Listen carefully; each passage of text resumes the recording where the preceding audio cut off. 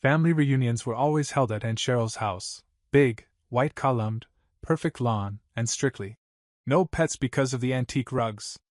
If you asked her why I stopped coming, she'd probably say something like, "Oh, he's busy, sweet boy. You know how it is." Except I wasn't busy. I wasn't invited. For 8 straight years. It started gradually. The group texts got quiet. I'd see my cousins post reunion photos on Instagram, everyone wearing color-coded shirts and name tags like we were some weird cult sponsored by Old Navy. Meanwhile, I sat alone with a microwave burrito, watching their family feud recreations with growing disbelief. At first, I thought it was an oversight. Then a pattern. Then, a message. The kicker? No one ever actually said I wasn't welcome.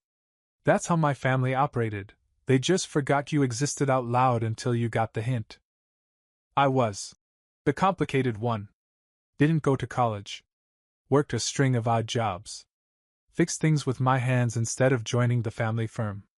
Refused to smile through backhanded compliments like, "You're doing great for someone who took the scenic route." By 28, I'd learned to build things. Literally. I taught myself woodworking, metalwork, a bit of wiring. My apartment looked like Pinterest married a garage and had a quirky baby. People started noticing. Then hiring. Then referring. By 30, I had my own workshop. By 32, I had contracts. And by 33, I was hosting trade shows, panels, speaking events. All without a single "How have you been?" from the people who once made me sit at the folding chair table. Because real seats were for real careers. But I didn't stew in it. I worked. I found friends who felt like chosen family. I built my own kind of tradition, quiet, peaceful, no fake toasts about how proud we are of each other, while side-eyeing who brought store-bought pie. Until last summer. I got a text from my cousin Rachel. "Hey! Aunt Cheryl wanted to double-check your address. Just in case you want to come this year? No pressure, lol." It had been 8 years. No explanation. No apology. Just a casual lob of a text like we hadn't pretended each other didn't exist for nearly a decade. I didn't respond. But I did screenshot it. Because that was the moment I realized something had shifted. And not because they suddenly missed me, but because they heard something. They heard I made it. Not Hollywood. Made it. Not mansion and yacht made it. But own my own event space and host a charity gala made it. Yeah. That kind of made it. What started as a side hustle restoring furniture turned into a full-blown business. One that paid enough to let me invest in a gutted ballroom in town. Renovated it. Rewired it. Repainted every inch. And launched The Landing, a venue I ran, rented, and occasionally used to throw events that didn't involve Aunt Cheryl's 7-cheese casserole or passive-aggressive awards speeches for most likely to finally settle down. So, when the family started snooping again, I didn't argue. I planned. And that's when the idea hit me. Host a reunion. For once on my turf. But not just any reunion. A gala. With a guest list. And one banner. One banner I would hang myself, right across the ballroom archway. I knew they'd show up. My family had never met a free buffet or glass of Chardonnay they could say no to. But what they didn't know.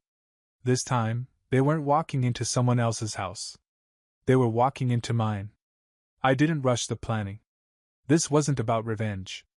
This was about demonstration, the kind where you say nothing, but everything around you screams. "Remember the one you left behind?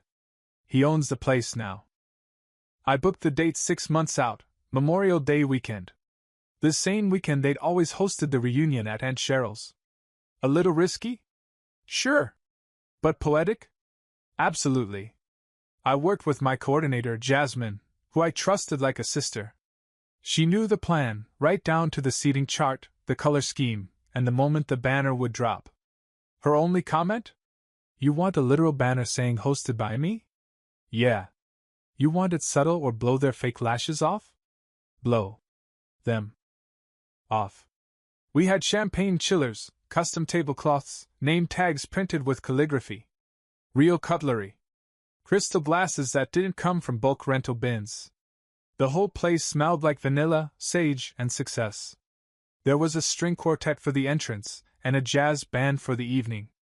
Because if I was going to have my family walk through those doors pretending they hadn't erased me from their lives, I wanted every violin note to scream, unbothered and thriving. I even sent the invitations the way they always liked, old-school envelopes, gold lettering, RSVP cards. No digital invites. They had to open it, hold it, read my name in raised print at the bottom. Hosted by Eli Monroe. Venue: The Landing. Dress code: formal attire requested. I pictured their faces, confused, maybe even annoyed. I could almost hear Aunt Cheryl's voice. Wait, Eli? Is this our Eli? I was banking on curiosity. And pride. The kind that makes people pretend to support you once you've already made it, so they don't look bad. And it worked. Because a week before the gala, the RSVP list blew up. Cousins I hadn't heard from in years. Uncle Doug, who once told me I'd probably end up flipping burgers forever. Even Cheryl, who RSVP'd +3, like she was bringing a backup choir. No one mentioned the past. No. Hey, sorry we ghosted you for nearly a decade. Just polished notes like, excited to see what you've built, Eli. Congrats on all your success. So proud of you, cousin. Let us know if you need anything. Happy to help. Help? Where was that energy when I was fixing lawnmowers for rent money? Where were the proud emojis when I got my hands covered in grease every weekend just to eat? But I didn't clap back. I circled the names. Checked the guest list. Labeled the VIP tables. Because the most satisfying revenge isn't loud. It's organized. And I wasn't alone this time. My best friend Mason flew in from Portland. My crew from the shop helped set up lighting.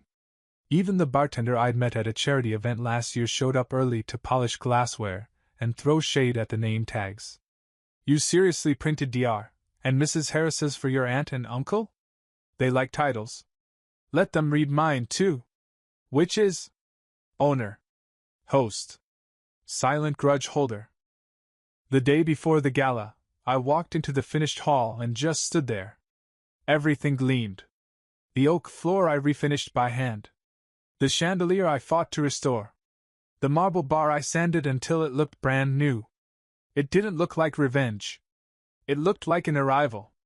And just above the archway, covered by a velvet cloth, waited the piece de resistance, the banner. White silk. Black script. And when the moment came, it would drop cleanly, right above their perfect little heads.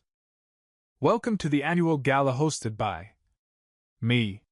I didn't have to raise my voice. I just had to raise the curtain. The gala started at 6 p.m. At 5:42, the first car pulled into the lot.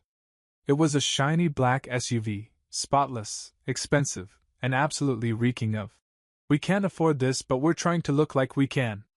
Out stepped Aunt Cheryl, her second husband, a.k.a. Uncle Chad, who once told me I should wear nicer boots if I wanted respect, and her two grown kids, my cousins, in matching navy suits like they were auditioning for a toothpaste commercial. I watched from the balcony above the lobby, behind tinted glass, sipping sparkling water like it was champagne. I didn't want to make a grand entrance. I wanted them to settle in first, get comfortable. Let the tension marinate. Jasmine greeted them with her signature flawless grace. Welcome to the landing. Name, please? Cheryl smiled like a church lady auditioning for the country club. We're the Harris family. Here for the gala. Of course. Jasmine handed them name tags with scripted gold lettering. You'll find your table right through those doors. Please enjoy the cocktail hour. I saw the moment it clicked. As Cheryl stepped into the hall, her eyes darted up to the velvet-draped banner hanging over the center arch. She froze mid-step, narrowed her eyes, and whispered something to Chad, who gave a low grunt in return. They kept walking, but slower now. Like they'd wandered into someone else's living room and were trying to pretend it didn't smell unfamiliar. One by one, the rest arrived. Cousin Rachel with her influencer boyfriend who looked like he'd never eaten bread. Uncle Doug in a sports coat 2 decades out of style. Even my parents, yes, my own parents, showed up fashionably late, like this was their legacy. My dad wore a tie I hadn't seen since high school.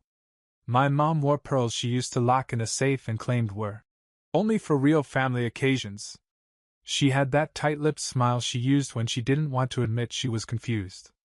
They walked in holding hands, like they were starring in a commercial for "We never emotionally abandoned our kid.com." I watched them pause as they entered the ballroom. My mom looked around slowly. My dad tilted his head at the chandeliers. Neither said a word, but I could see the question forming behind their eyes. Why does this place feel like Eli? I didn't go down right away. I let them take in the hors d'oeuvres, the string music, the flower arrangements, the staff I had hired and trained, and most importantly, the growing confusion. Who's hosting this again?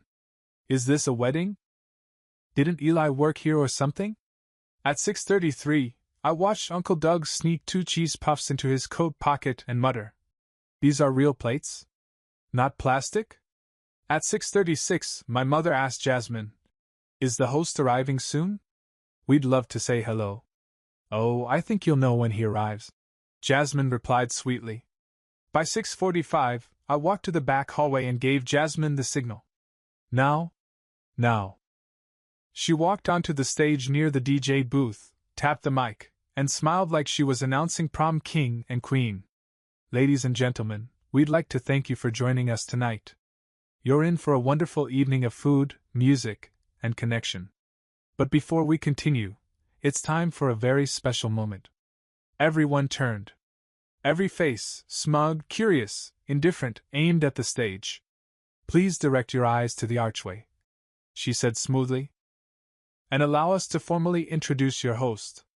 And just like that, thwump, the velvet cloth dropped, the banner unfurled, and the entire room went still. "Welcome to the annual gala hosted by Eli Monroe." Silence. Cheryl's jaw clenched. My mother blinked like she misread it. My father's shoulders dropped half an inch, like someone had kicked out the last leg of a folding chair. Uncle Doug muttered something about needing another drink. Rachel's boyfriend raised his phone like he was about to record something viral. Smart man. And then I stepped forward, from the shadows, suit crisp, posture straight, not a single bead of sweat, and gave the room a soft, polite smile. No microphone. No announcement. Just presence. I didn't need to say, "Remember me?" They were already remembering. And regretting. One awkward glass clink at a time. The first person to break the silence, unsurprisingly, was Cheryl. She stepped toward me, that signature polite but concerned expression plastered across her face. The one she used at funerals, budget shoe stores, and whenever someone mentioned therapy. "Eli, is that really you? Hosting all this?" She gestured vaguely at the chandeliers, the polished floors, the suited waitstaff circulating with trays of shrimp skewers. "Wow. I mean, this is just unexpected." "Unexpected? Like getting food poisoning at a buffet. Or like realizing the kid you brushed off for years now has your name printed on every place card." I smiled. "Yeah. Put it together piece by piece. Quite literally. That oak bar? Sanded it myself. Wiring? I learned at night school. Took a while, but here we are. And you run this place? Own it." The pause after that word could have swallowed the entire string quartet. Cheryl blinked hard, regrouped, and let out a laugh that sounded like a balloon deflating through a coffee stirrer. "Well, you've always been so hands-on." "Yeah," I said, still smiling. "Especially when everyone else had their hands off." Her face froze like she didn't quite catch the shade, but she did. I saw it land behind her eyes. That flicker of oh. But she wasn't about to ruin her makeup over it, so she air-kissed the air next to my cheek and floated away. "Next up? My mom." She approached slowly, like I was a rare animal that might bite if startled. "Eli, this is beautiful. Really? You did all this?" Every inch. Why didn't you tell us? I tilted my head. Tell you? I wasn't sure you'd want to know. Thought maybe I got left off the family info chain again. Group texts are hard to crack these days. She flinched. Just a bit. But it was there. My dad followed close behind, hands in pockets, trying to look casual but failing. His eyes roamed the ceiling like he was inspecting it for flaws, or looking for an exit sign. You've done well, he said simply. Like that was a complete sentence. Like it made up for 8 years of silence and birthday cards signed Mom and Dad with no message inside. I didn't reply. Just nodded. Then came Cousin Rachel, sashaying over in heels too tall and a voice too sweet. Eli! You didn't tell anyone you were the host. This is amazing. Didn't think anyone would have cared. Of course we care, she said brightly, gripping her champagne. I mean, we're family, right? That word, family, sounded hilarious coming out of her mouth. Like a TikTok filter glitching mid-video. Right, I said. Family. She leaned in conspiratorially. Hey, if you ever want to collab, I've been thinking about doing a wedding planning series, and this venue would look so good in my reels. I'll have my event manager send over a rate card, I said, not missing a beat. We offer influencer packages. No family discount. She laughed. Then realized I wasn't joking. As I moved through the crowd, it was the same pattern: wide eyes, soft smiles, hands gripping wine glasses just a bit too tightly. People are trying to backpedal without looking like they were backpedaling. The whole night turned into a twisted dance of fake apologies and cautious admiration. But I didn't explode. I didn't yell. I didn't throw anything or call out years of neglect by name. I just hosted. Flawlessly. Every toast, every detail, every lighting cue hit like clockwork. And the more I smiled, the quieter the room got. Because nothing is louder than the success of the person you tried to erase. The dinner portion rolled out like a well-oiled machine: filet mignon, lemon herb chicken, roasted vegetables stacked like edible Jenga. Everything was elegant, plated like we were filming a Michelin ad. People pretended to talk about the wine pairings, but let's be real, all they could taste was awkward tension. At table 2, Aunt Cheryl sat silently dabbing her mouth with a linen napkin, like it might erase the memory of the banner. My parents picked at their entrees, each occasionally glancing over at me like I might vanish if they stared too long. By the time the dessert cart rolled out, people had started whispering. Not loudly. Just enough that you could feel it. The unspoken group realization: this isn't just a nice event. This is a message. And that message had a very specific return address: me. At 8:30, Jasmine stepped back on stage, clinking her glass gently. Ladies and gentlemen, before we open up the floor for dancing and dessert, our host has asked to say a few words. Oh yeah? It was time. I took the mic with calm confidence, the kind you don't fake. The kind that's earned after years of being ghosted, judged, written off, and still showing up anyway. Not to fit in, but to own the whole damn room. Hi everyone, I began, scanning the crowd. Some of you haven't seen me in a while. Or at all. And some of you are probably wondering how this all came together. A few polite chuckles. Nervous ones. I won't make this long. This gala isn't about the past, it's about building something beautiful from what's left behind. About taking what was broken, what was abandoned, and giving it new life. My mom reached for her wine glass with both hands, like she was trying not to fidget. I saw my dad glance at her, then back at me, jaw tight, like he was chewing air. You know, I used to think success had to look a certain way. A degree. A corner office. A reserved seat at the real table. I paused. Let that sit. Then gave a half smile. Turns out, success looks a lot like a warehouse with no heat and a toolbox with your name scratched on the side. It looks like 3 a.m. YouTube tutorials. It looks like saying, no worries, I'll figure it out. Even when you're sleeping in a van behind your workshop. That part? That one hit. I saw one cousin visibly squirm. Someone coughed too loudly. Jasmine watched me from side stage with a small, proud nod. But sometimes the scenic route leads to a better view. And sometimes, the person everyone underestimated, he ends up owning the whole damn mountain. Now people laughed, genuine this time. A few clapped. So tonight, I just want to say thank you, not just to the people who supported me, but also the ones who didn't. Because whether you offered help, or silence, or sarcasm, you all pushed me forward. There it was again, that little inhale ripple across the room. I wasn't angry. I was just telling the truth. This isn't a reunion. It's a reminder. A pause. That even if you leave someone off the list, one day, they might own the building where the list gets printed. And with that I smiled. Not a smug smile, just quiet clarity. I handed the mic to Jasmine and stepped down, to applause that was more stunned than sincere. No one dared stand. Not yet. The dessert carts rolled in as I passed, chocolate soufflés, mini cheesecakes, tiramisu in shot glasses. The quartet transitioned into soft jazz. The lighting dimmed just enough to make people feel comfortable again, or maybe small. Rachel was the first to break the silence. Okay, Eli's actually iconic.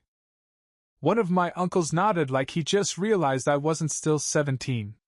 My dad just stared. But my favorite moment? My mom leaned in toward him and whispered something. I didn't hear it. But I saw him shake his head slowly and mutter. Don't say anything. We've done enough. Damn right you have. The rest of the evening unfolded like a slow-motion unraveling. People tried to act normal. Toasts were made. Champagne flowed. The jazz band played a moody rendition of Fly Me to the Moon, which felt accidentally poetic. But something had shifted. The air was heavier. Like everyone suddenly remembered the kid they used to mock was no longer the punchline, he was the host. The architect. The guy writing the checks. I didn't need to rub it in. The silence was doing the work for me. Here's the thing about people like my family. They don't know how to react when someone doesn't fail on cue. They had the jokes ready, the side eyes locked and loaded. What they didn't expect was for me to show up with polished floors, a string quartet, and a guest list with their names beneath mine. Midway through the dancing, my dad approached again. Not loud. Not angry. Just awkward. Eli. I turned. Yeah? Your mom, she wants to talk. Properly. Maybe sit down sometime this week? That old voice crept in, the one I hadn't heard since I was a kid. The dad voice. Not the man who ignored my graduation. Not the man who called me ungrateful when I stopped coming to Thanksgiving. But the one who used to read bedtime stories before life, or pride, got in the way. But here's the thing, I'd stopped waiting for that voice to come back. I'd stopped waiting, period. I'm busy this week, I said gently. Maybe next month. Or the one after. We'll see. He looked like he wanted to say something else. Maybe explain. Maybe apologize. But nothing came. Just a soft nod and the kind of sigh people let out when they realize they've run out of excuses. I walked away. I didn't owe them a breakdown. Or a reconciliation arc. I had already written my ending, and it came with a spotlight, applause, and polite confusion. A few minutes later, I caught my mom alone by the dessert table, staring blankly at a tray of untouched tiramisu cups. I walked past her, not stopping, just a glance. She opened her mouth like she might say something. But then her lips pressed together, and she looked down at her heels instead. Regret doesn't always come in tears. Sometimes it shows up in silence. The guests left in waves. Some hugged me too tightly, the kind of hug that says I was never one of the bad ones, even when they were. Some avoided eye contact altogether. Cheryl brushed past me like I was part of the furniture. Her husband offered a stiff handshake and muttered, "Hell of a venue." "Thanks," I said. "It was built from scratch." He blinked at me. I smiled back. The last person to leave was Rachel. She asked for one more photo. For content. I let her take it. I wasn't going to give her a villain arc, just a polite backdrop. By 11:40, the room was nearly empty. Staff were stacking chairs, wiping down tables, and resetting silverware. I stayed. I walked to the center of the ballroom, just under the chandelier I'd handpicked from a restoration catalog in Vermont. The whole room smelled like citrus and wood polish. And above me, still hanging, was the banner. Welcome to the annual gala hosted by Eli Monroe. I stared at it for a long time. Not to admire the calligraphy, but to absorb what it meant. They hadn't included me in years. But now, they had to walk through a door with my name on it just to get to dessert. I didn't take the banner down. I had it framed. The next morning, it hung in my office, right above my desk. A daily reminder. You don't have to burn bridges. You just have to build something so big, they have to cross it to see you again. The morning after the gala, I woke up at 7:12 a.m. Not because of an alarm, but because old habits die hard when you've built your life from early shifts, long nights, and exactly 0 handouts. My phone was already lit up with notifications. 14 missed calls. 3 voicemails. 5 texts. Most were from numbers I recognized but hadn't saved in years. Cousins. Aunts. One from someone labeled Uncle maybe? Who wrote, "Great party last night. We should grab lunch sometime." Sure, buddy. Right after I schedule a root canal for fun. 3 messages were from my mom. The first just said, "Can we talk?" The second came 20 minutes later. "We're proud of you." The third? A photo of me as a kid, standing in the driveway with a crooked birthday hat and a confused smile. You've always had it in you. I stared at it longer than I should have. At 9:03 a.m. Rachel posted a filtered story of herself posing next to the dessert table with the caption, "Family love is everything, 2 hearts dizzy, #blessed, #famfirst." It was hard not to laugh. The same person who hadn't spoken to me in 5 years now acting like she helped hang the lights. By 10:45, there was a knock at the front door of the venue office. I checked the security camera. It was my mom. Standing there with a small white box clutched to her chest like it might disappear if she blinked too hard. She looked nervous. Not teary-eyed, not dramatic. Just unsure. Like someone approaching a fence they built and suddenly realized they wanted to tear down. I didn't open the door. Not out of cruelty, just because I wasn't ready to give her the ending she thought she deserved. She waited about a minute. Then placed the box gently at the door, glanced once at the camera, and walked away slowly. Her shoulders looked heavier than they ever had. I waited another 5 minutes before stepping out. Inside the box was a photo frame, cheap, gold-plated, the kind you'd find at a discount store, but the contents were priceless. It was me, age 7, in a wrinkled polo, standing in front of a half-eaten cupcake with one candle stuck sideways in the frosting. The infamous, "Oops, we forgot," birthday. I remembered it clearly. They'd thrown it together last minute after realizing they forgot, again. Taped to the back of the frame was a folded piece of paper. No envelope. Just one sentence written in my mother's handwriting. "We didn't see it then. That's on us." That was it. No apology. No excuses. Just a quiet admission. I didn't cry. I didn't smile either. I just stood there. Because sometimes healing isn't loud. It's not fireworks and violins. Sometimes it's a cheap photo frame and a line you waited 20 years to hear, long after you stopped needing it. I brought it inside. Set it gently on the bookshelf next to the business license I'd framed when the venue first opened. I looked at both for a moment, the kid with the lopsided cake, and the man who built a ballroom from dust. Then I looked at the third item on the wall, the gala banner, framed in glass and trimmed in gold. "Welcome to the annual gala hosted by Eli Monroe." I'd made my own legacy. And now, they had to walk through doors with my name on them just to be part of it. A week after the gala, I got a letter in the mail. Not an email. Not a text. A letter, handwritten, with my name spelled correctly on the envelope in tidy, almost nervous cursive. Inside, 3 short paragraphs. "Eli, we've spent a lot of time talking about what you did. The gala. The way you hosted. The way you spoke. It made us think. We didn't realize how far you'd come, Maybe because we didn't want to look. Maybe because it was easier to keep believing the version of you we were comfortable with. But you've made something incredible. And we weren't there to see it happen. If you're willing, we'd like to be a part of it now. From wherever you'd allow us to stand. It was signed, Mom and Dad. No guilt. No manipulation. No, we did our best. Patting. Just a quiet, uneasy attempt at rebuilding something they tore down without noticing. I didn't write back. Not because I was angry, but because I wasn't sure how to respond. Instead, I sat in the main hall that night, lights dimmed, staff gone, just the hum of soft instrumental jazz playing over the speakers. I looked up at the chandelier. Then over to the plaque on the wall. Right next to the gala banner, I'd had a small sign made. Monroe Hall, established by the son who was left off the guest list. The few people who noticed it usually chuckled. Some paused. One woman once read it and whispered, "Damn," like it punched her in the gut. I didn't need revenge. I didn't need applause.